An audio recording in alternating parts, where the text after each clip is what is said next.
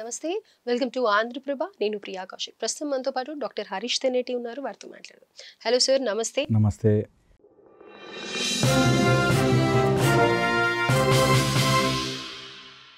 Sir, crime rate అనేది చూస్తున్న కొద్దీ ఎక్కువైపోతుంది తప్ప, అంటే అవేర్నెస్ కోసం ఎన్నో వీడియోస్ వేస్తూ ఉన్నారు, తగ్గాలి అని చెప్తున్నారు. అట్లీస్ట్ దీనివల్ల ఓవరాల్గా లెసన్ తెలుసుకుంటారు అని అనుకుంటే, అది రోజు రోజుకి ఇంకా అలాంటి వీడియోస్ చూసి చేయటం అనేది జరిగిపోతూనే ఉంది. అండ్ ఓవరాల్గా ఈ క్రైమ్ చేసిన వాళ్ళని క్వశ్చన్ చేసినప్పుడు వెబ్ సిరీస్ చూసి చేశాము, లేకపోతే రీసెంట్గా వచ్చిన ఇన్సిడెంట్ నుంచి చూసి ఎలా చేయాలో ప్లాన్ చేసుకొని చేశాము అని అంటున్నారు. అయితే ముఖ్యంగా ఏంటంటే, ఇప్పటి వరకు జరిగిన ఇష్యూస్ ఒక ఎత్తు అయితే, ఈ మధ్యన సొంత వాళ్ళని, ఐ మీన్ తండ్రినే కానీ తల్లినే కానీ కొట్టడం చాలా ఎక్కువగా అయిపోయింది. రీసెంట్గా జరిగిన ఒక ఇన్సిడెంట్లో తల్లిని విపరీతంగా కొట్టేస్తాడు అబ్బాయి. అయితే అబ్బాయి ఎందుకు అలా కొట్టాడు ఏంటి అంటే, అబ్బాయికి ఎన్నో రోజుల నుంచి డ్రింకింగ్ చాలా అలవాటు ఉంది అని అనేసి చెప్తూ ఉన్నారనమాట. అంటే నిజంగా తాగిన వాళ్ళు ఏం తెలియదు, వాళ్ళకి ఇష్టం వచ్చినట్టు మాట్లాడతారు, ఇష్టం వచ్చినట్టు బిహేవ్ చేస్తారు అని అంటారు కదా. అది నిజమేనా? ఈ క్రుయాలిటీ అనేది ఎందుకు పెరిగిపోతుంది అని అంటారు? ఒకరిని హార్మ్ చేసే వరకు వెళ్ళిపోతున్నారు.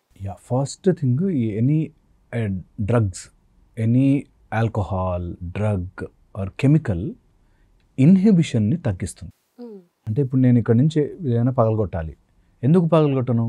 అరే అందరూ ఏమైనా అనుకుంటారేమో, పోలీసులు ఏమైనా వస్తారేమో, చాలా చేస్తే నా మీరు ఫైన్ వేస్తారేమో, ఇలాగా సమ్ ఇన్హిబిషన్స్ వస్తాయి. వచ్చి ఓకే ఇది కరెక్ట్ పద్ధతి కాదు అనేది నాకు ఒక ఇన్హిబిషన్ మైండ్లో ఉంటుంది. ఎప్పుడైతే ఈ డ్రగ్ ఎఫెక్ట్ మీద ఉంటామో, any kind of alcohol drug effect మీద ఉంటే ఆ ఇన్హిబిషన్ పోతుంది. నేను ఏదైనా చెయ్యొచ్చు అనే ఒక దాంట్లోకి వెళ్ళిపోతారు. ఎప్పుడైతే నేను ఏదైనా చెయ్యొచ్చు అనే దాంట్లోకి వెళ్తారో, ఇంకా వాళ్ళ క్రూరత్వము పీక్ లెవెల్కి తీసుకెళ్తుంది. అంటే వాళ్ళ మైండ్ సెట్ బేసిక్గా క్రూరము, అలాంటి క్రూరత్వానికి ఇన్హిబిషన్ పోయేసరికి నేను ఏదైనా చేయొచ్చు అనే దాంట్లోకి వెళ్ళిపోతారు. చాలా క్రైమ్ అందుకే ఆల్కహాల్ ఇన్ఫ్లుయెన్స్ మీద జరుగుతుంది. ఎందుకంటే వాడు ఆ భయాన్ని ముందు పోగొట్టుకుని, నేను ఆ ఇన్హిబిషన్స్ అన్నిటినీ పోగొట్టుకుని, then I will fight, then I will do whatever I want. ఎందుకంటే నార్మల్గా లాజికల్ థింకింగ్ బ్రెయిన్ చేయనివ్వదు. ఇప్పుడు నాకు ఏదైనా మాట్లాడనిపించింది, నేను బూతులు మాట్లాడకుండా లేకపోతే ఇలా చేయకుండా ఎందుకు ఉండాలి అంటే, నా logical mind will say this is wrong, this is right అనే విచక్షణ, మన బ్రెయిన్లో విచక్షణ అనేది పోవడానికి ఈ డ్రగ్, ఆల్కహాల్, కెమికల్ హెల్ప్ చేస్తుంది. సో ఫస్ట్ థింగ్ అది. ఒక్కసారి ఇన్హిబిట్ అవ్వగానే వాడి లోపల ఉండే క్వాలిటీ ఎన్హాన్స్ అవుతుంది. చాలామంది మీరు చూడండి, డ్రగ్ తీసుకున్నాక నవ్వుతూ కూర్చుంటారు, ఆర్ ఏదైనా ఆల్కహాల్ తీసుకుంటే ఇంకా వాడు చెప్పిందే చెప్తుంటాడు. సో వాడికి ఉన్న ఎమోషన్ మల్టిప్లై అయిపోతుంది. వాడు కోపంగా ఉండి తాగితే కోపం మల్టిప్లై అవుతుంది, వాడు కామంతో ఉండి తాగితే కామం మల్టిప్లై. అలాగా ఎవ్రీథింగ్ గెట్స్ మ్యాగ్నిఫైడ్. ఆ మ్యాగ్నిఫికేషన్ని ఆపడానికి ఈ ఆల్కహాల్ మొత్తము, ఆ ఇన్హిబిషన్స్ ఆపడానికి ఆల్కహాల్ ఫుల్గా హెల్ప్ చేస్తుంది. ఒక్కసారి అది అయ్యాక ఇంకా వాడు అమ్మ, నాన్న, తల్లి, తండ్రి, పిల్ల, బిడ్డ ఏం చూడరు. దే వాంట్ అంటే they want, they have to behave like that అంటే they have to behave like దట్గా మారిపోతారు. సో అది వెరీ వెరీ డేంజరస్ వన్. ఇది సబ్స్టెన్స్ అబ్యూజ్ మీద ఉంది. సెకండ్ వచ్చేసి మనం సొసైటీని తయారు చేసుకున్నాం. లైక్ ఏదైనా క్రైమ్ చేయాలి అంటే ఇప్పుడు ఈజీగా టైప్ చేసి తెలుసుకోవచ్చు, ఈజీగా మనం అవైలబుల్ చేసాం అది. సో ఇలా చేస్తే ఆ సినిమాలో వాడు అలా తప్పించుకున్నాడు రా, ఆ ఒక్క తప్పు దొరకకపోయింటే అనే ఒక ఆస్పెక్ట్ ఇస్తున్నాం మనం. సో దట్ వాడు ఆ తప్పు కనిపించకుండా నేను అన్నీ చేస్తే తప్పించుకుంటాను కదా అనేటట్టుగా తయారయ్యారు. సో అందుకని వీఆర్ మేడ్ ఇట్ అవైలబుల్, ఈజీగా అన్నీ తయారు చేసి పెట్టాం. ఓకే. థర్డ్ వచ్చేసి డబ్బు ఉండి అండ్ మనకి ఒక ఇన్ఫ్లుయెన్స్ ఉంటే ఈ రోజుల్లో ఏదైనా చేసి తప్పించుకోవచ్చు అనేటట్టుగా తయారు. అయితే ఇప్పుడు రీసెంట్గా జరిగిన హనీమూన్ కపుల్ అని చెప్పేసి ట్రెండ్ అవుతుంది సోషల్ మీడియాలో. అమ్మాయిల ముఖ్య పాత్ర అసలు ఇందులో ఎలా ఉంటుంది అని అంటే కనుక, ఎవ్వరూ అనుకోని విధంగా అసలు పెళ్ళిళ్ళు చేసుకోవాలి ఎందుకు, చేసుకున్న తర్వాత అబ్బాయిల్ని అంత పాశవికంగా ప్రేమించిన అబ్బాయి గురించి అని చంపడం చేస్తూ ఉన్నారు. ఇదే ఫస్ట్ కేసు కాకపోయినప్పటికీ కూడా పెళ్ళైన 10 రోజుల్లోనే అసలు పెళ్లి చేసుకునేది అతన్ని చంపడానికి అనేది విన్న తర్వాత చాలా ఆశ్చర్యంగా అనిపిస్తోంది. అయితే ఇప్పుడు దీన్ని ఎలా చూడొచ్చు అని అంటారు? అమ్మాయిల మనస్తత్వాన్ని, అంటే ఒకరిని ప్రేమిస్తున్నారు, ఎట్ ది లాస్ట్ తెలిసింది ఏంటంటే డబ్బుల కోసమే అతన్ని చంపింది ప్రేమించిన అబ్బాయితో వెళ్ళటానికి అని. సో అసలు దీన్ని మొత్తం ఓవరాల్గా మేఘాలయ ఇన్సిడెంట్ని ఎలా చూడొచ్చు అని అంటారు? నిజంగా కూడా ఒక ఒక తప్పు చేసి నేను తప్పించుకోగలను, ఎంజాయ్ చేయగలను అనేది ఎంత క్రూరమైన మైండో ఒకసారి ఇమాజిన్ చేస్తే భయం వేస్తుంది. దట్ నేను తప్పు చేసేసి, నేను మర్డర్ చేసేసి ఆ డబ్బులతో నేను హ్యాపీగా ఎంజాయ్ చేయగలను అనే మైండ్ సెట్టే మనం ఎవరైనా కాలు తొక్కితేనే సారీ చెప్తాం, అయ్యో నేను తప్పు చేశానే అని. అలాంటిది తెలియకుండానే వాళ్ళు చంపిన తర్వాత ఆ డబ్బులతో నేను హాయిగా ఉంటాను అనే ఇమాజినేషన్లో ఎంత మూర్ఖత్వంలో ఉన్నారో మనకి క్లియర్గా తెలుస్తుంది. దిస్ ఆల్ చాలా some kind of maniac diseases ఇవి సైకలాజికల్గా చాలా డీప్ ప్రాబ్లమ్స్ ఉంటాయి. అప్పటికప్పుడు రావు, ఖచ్చితంగా దే ఆర్ బార్న్ అండ్ అవి ఒక మెథడ్లో వాళ్ళ మైండ్లో నడుస్తూ ఉంటుంది. ఇంతకుముందు క్రైమ్స్లో వింటే ఇన్వెస్టిగేషన్ ఆఫీసర్స్ కానీ వాళ్ళు రిపోర్టర్స్ మీడియా ముందరికి చెప్పిన ఇన్సిడెంట్స్లో ఎలా ఉండేదంటే క్షణికావేశంలో జరిగిపోయిన సంఘటన అని చెప్పేవారు. కానీ ఇప్పుడు ఏవి చూసినా ప్లాన్ ప్రకారం చేసి అవి ఎగ్జిక్యూట్ చేస్తున్నారు. అంటే ఆ క్రిమినల్ మైండ్ ఎలా ఉంటుంది. ఇప్పుడు రీసెంట్గా చూస్తేనే అబ్బాయిలు ఎంతో మంది ఇలాంటి ప్రాబ్లమ్స్కి సఫర్ అవుతూ ఉన్నారు. పెళ్ళిళ్ళు అంటేనే భయపడిపోతున్నారు. సో అమ్మాయిలని ఎక్కడ అబ్జర్వ్ చేయాలి అంటారు పేరెంట్స్? అసలు ఇలా జరుగుతుంది అన్నప్పుడు ఆ ప్రేమించిన అబ్బాయికి ఇచ్చి పెళ్లి చేయడం కరెక్ట్ అంటారా? లేకపోతే కనుక ఇక్కడ చెప్పాల్సింది ఏంటంటే నిజంగా ఇప్పుడు ఈ మేఘాలయ ఇన్సిడెంట్లో చూస్తే ఆ ప్రేమించిన అబ్బాయి అసలు ఎలా ఉన్నాడంటే వాళ్ళ అన్న దగ్గర పని చేసేవాడు. ఎందుకు వాళ్ళకంటే తక్కువగా చూస్ చేసుకోవడం ఎందుకు?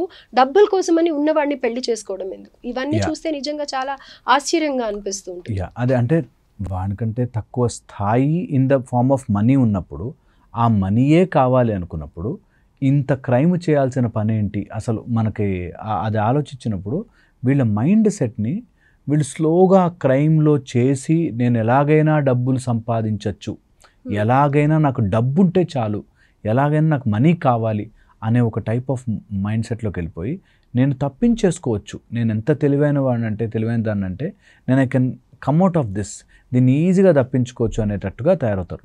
అండ్ చిన్నప్పటి నుంచి ఇవి కలెక్ట్ అవుతాయి. Over a period of time ఈ ట్రామా తగిలి వాళ్ళకి నేను దీన్ని చేయడానికి తప్పులేదు, చంపేస్తానని బతుకుతా అనేటట్టుగా వీళ్ళు క్రూరంగా తయారవుతారు. ఇది ఒక్క రోజులో వచ్చేది కాదు, ఆ రోజులో క్షణికావేశంలో చేసేది కాదు. They are planned properly. వాళ్ళలో ఆ క్రూరత్వము ఏదైనా కానీ ఉంటుంది. అండ్ అది ఇప్పుడు మనం ట్రెండ్ చేస్తున్నాం. ఎలా అంటే ఇష్టం వచ్చినట్టుగా చెయ్యి, నీ ఇష్టంగా బ్రతకడం తప్పేంటి, ఈ టైప్లో we are trending some nonsensical things. నా ఇష్టం వచ్చినట్టు బ్రతుకుతాను బాస్, నన్ను ఎవరు ఆపడానికి, నా ప్రేమను వద్దన్న అంటే వాడిని చంపేయడానికి రెడీ అనేటట్టుగా మనం తయారు చేసాం. We have created. నువ్వు ఇష్టం వచ్చినట్టుగా బ్రతుకు ఇన్ లీగల్ వే అని కాకుండా ఏదైనా సరే కొన్ని రోజులు మాట్లాడుకుంటారు, 4 రోజులు సెన్సేషనలైజ్ చేస్తారు, తర్వాత నోరు మూసుకుని ఉంటారు అనేటట్టుగా తయారైంది. అలా మనం సొసైటీని తయారు చేసుకున్నాం. నీట్గా అవన్నీ కావాల్సిన డేటా ఇంటర్నెట్లో అవైలబుల్ ఉంది, చేయాల్సిన తప్పుకి వాటి ఎట్లా తప్పించుకోవచ్చు ఉంది. ఒక అబ్బాయి రీసెంట్ 17.5 years 18 తర్వాత నేను అడల్ట్ దాని వెళ్తే జువెనైల్ దాంట్లో నాకు ఛాన్స్ ఉంటుందని 17.5కి తప్పు చేశాడు వాడు. ఎందుకు అంటే నెక్స్ట్ ఇయర్ చేస్తే నన్ను చాలా సీరియస్ క్రైమ్ అవుతుందని జువెనైల్లో చేశాను అని అంటారు తెలుసుకుని. సో పాయింట్ ఏంటంటే వీ హ్యావ్ అన్నీ ఓపెన్గా పెట్టి ఇవి జరగకూడదు అని దేవుని మొక్కుకున్నట్టుంది. జరుగుతాయి, ఇంకా ఫ్యూచర్లో ఇంకా పెద్దగా జరగబోతున్నాయి. Because we have made everything available. ప్రతి దానికి ఒక లాజిక్ అవైలబుల్ చేశాము. చంపితే తప్పేంటి, ఇంత కష్టం పడే కంటే చంపి ఒకసారి జైలుకి వెళ్తే తప్పేంటి, ఈ టైప్లో they have created everything ready answers. ఎవరైనా ఏదైనా చేయాలంటే వాడికి లాజిక్ అడ్డు ఉండాలి. ఆ లాజిక్ని వాళ్ళు ఈజీగా మనం అవైలబుల్ చేసేసరికి ఓకే దీనివల్ల నేను చంపేశాను, దీనివల్ల నేను ఈ క్రైమ్ చేశాను. రీజన్ మనం రీసెంట్గా చూసాం కదా, ఎందుకు రేప్ చేసేవారు అంటే అమ్మాయి పొట్టి బట్టలు వేసుకొచ్చింది. ఎనీథింగ్ సమ్ లాజిక్ అడ్డు పెట్టచ్చు వాడు ఏదైనా లాజిక్ అడ్డు పెట్టి నేను చేశాను, ఐ డోంట్ ఈవెన్ రిగ్రెట్ అంటాడు. అసలు రిగ్రెట్ ఒక పర్సన్ అయ్యో తప్పు చేశాను నేను, నా మైండ్ ఎందుకు ఇలా ఆలోచించిందని ఉండదు. They will put something in their head. అయితే ఒక సెక్టర్ వాళ్ళు మాత్రం వాళ్ళ అన్న దగ్గర పని చేస్తున్న అబ్బాయి అయినా సరే, డబ్బులు లేవని తెలిసినా సరే, అందంగా లేకపోయినా సరే, ఆ అబ్బాయి కోసమని అమ్మాయి ఇంత చేసింది, ఇది కూడా మెచ్చుకోవాల్సిన విషయమే అని సోషల్ మీడియాలో కొంతమంది కామెంట్స్ చేస్తూ ఉన్నారు. నిజంగా దీంట్లో కూడా పాజిటివ్ యాంగిల్ చూస్తున్నారా? దాన్ని పాజిటివ్ యాంగిల్లో చూడాల్సిన అవసరం ఉందంటారా? అసలు నాకు తెలిసి అది పాజిటివ్గా అసలు ఏ విధంగాను మర్డర్ అంటే ప్రేమ గుడ్డిది, ప్రేమ కుంటిది ఇలా అంటూ ఉంటారు కదా. సో ఆ అమ్మాయి కూడా ఆ అబ్బాయికి ఒక మంచి జీవితం నాకు తెలిసి అది కూడా ఎక్కువ రోజులు నడవదు. ఒకవేళ నిజంగా ఇలా దే వాంటెడ్ టు లివ్, ఆ లవ్ని చంపి బతకాలి అనుకుంటే వాళ్ళిద్దరు కూడా ఎక్కువ రోజులు ఉండరు. అలా ఎన్నో కేసులు చూసాం మనం. ప్రేమించానని బయటకు వెళ్ళి కొన్ని రోజులు అక్కడ 1-2 years ఉన్నాక వాళ్ళు చంపుకుని బయటకు వచ్చిన వాళ్ళు చాలామంది ఉన్నారు. ప్రేమ అని చెప్పి వెళ్ళి అక్కడ టార్చర్ అనుభవించి తల్లిదండ్రులకు చెప్పుకోలేక మళ్ళీ వెనక్కి వచ్చి ఎంత నేను ప్రేమించానని వెళ్ళాను. సో ఎవరైతే క్రైమ్ చేసే మైండ్ సెట్లో ఉంటారో వాళ్ళది నిజమైన ప్రేమగా ఉంటుందని నేను ఎక్కడ అనుకోను. That is wrong in what ever format. నీకు నిజంగా ప్రేమించావు, there is a method for it. నిజంగా నీకు ఇష్టపడ్డావు, నువ్వు కుల మత ప్రాంతాలకు అతీతంగా ప్రేమించావు, there is a method for it. అంతేగాని క్రైమ్ చేస్తూ ఆ క్రైమ్ని గ్లోరిఫై చేస్తూ నేను చేసిన తప్పు నిజమే, అది మీకు అనుభవించాల్సిందే అనే దాంట్లోకి వెళ్తున్నా అంటే దట్స్ రాంగ్ ఫర్ ఎవర్. అది ఎన్ని చేసినా రాంగ్. కాకపోతే మనకు వచ్చే ఇన్ఫర్మేషన్లో అంతా మడిల్డ్ అయిపోయి అంతా రాంగ్గా మారుతుంది. సో అందుకని ఒరిజినాలిటీ ఏంటి, అక్కడ అసలు యాక్చువల్గా ఏం జరిగింది అన్నది బయటకు రానివ్వరు. సో దాంతో మనకి ఏమైపోతుందంటే అక్కడి నుంచి మనకి తెలుసుకునే ఇన్ఫర్మేషన్ ప్రకారము మనకి కొన్ని ప్యాచ్ వర్క్స్ మనం అటాచ్ చేసుకుని చేస్తాం కదా, రియల్గా వాళ్ళ మైండ్లో ఏం జరిగింది అన్నది రానివ్వరు. యాక్చువల్గా అది తెలుసుకుంటే ఇలాంటి క్రైమ్ అంతా మనం ఆపచ్చు. కానీ వాళ్ళ మైండ్ సెట్ని వాళ్ళు వేరియస్ రీజన్స్తో మాస్క్ చేసేస్తారు. అండ్ నాకు చిన్నప్పటి నుంచి ఇలా జరిగింది, నన్ను అన్యాయం చేశారు, నాకు ఎప్పుడో మా ఫాదర్ ఇట్లా కోపం తెచ్చుకున్నాడు కాబట్టి నేను ఇట్లా తయారయ్యాను, ఈ టైప్లో they will put some logical head. So ప్రేమ ఏ రూపంలో చేసినా ప్రేమించుకోవడానికి నీకు ఒక మెథడ్ ఉంది. ప్రేమ ఉంటే నీకు నిజంగా దేనికైనా సరే, డబ్బు ఏ అంతరం లేకపోయినా సరే నువ్వు దాన్ని మర్డర్ చేసుకుని దాన్ని క్రైమ్ లాగా మార్చుకునే అవసరం అయితే లేనే లేదు. అది very important. Right sir, thank you so much sir, thank you.